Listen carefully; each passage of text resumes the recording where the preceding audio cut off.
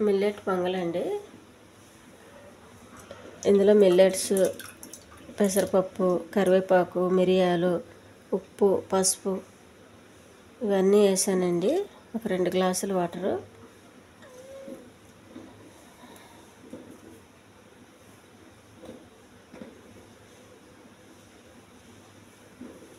ఒలిసి పెట్టుకున్న వెల్లుల్లిపాయలు,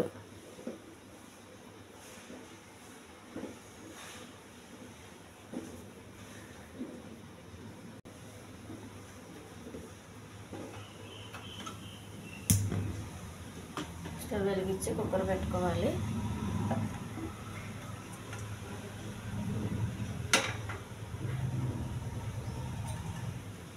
ఉడకనివ్వాలండి బాగా.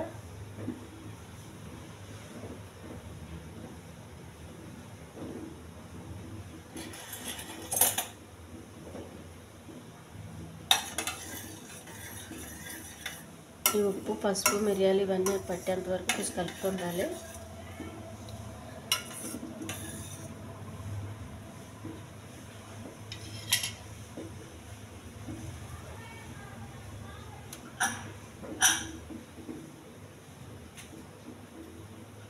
కుక్కర్ మూత పెట్టేయాలి.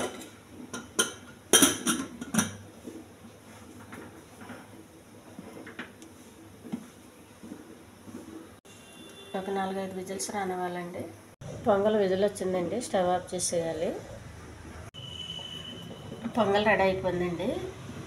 ముందుగా మీ అందరికీ దసరా శుభాకాంక్షలు అండి.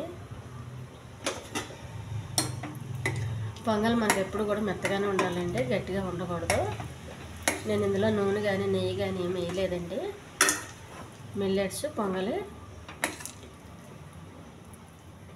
మిరియాలు, కరివేపాకు, పచ్చిమిర్చి, కొంచెం ఉప్పు, చిటికెడు పసుపు వేసానండి. దీన్ని ఒక డిష్లోకి తీసుకోవాలి.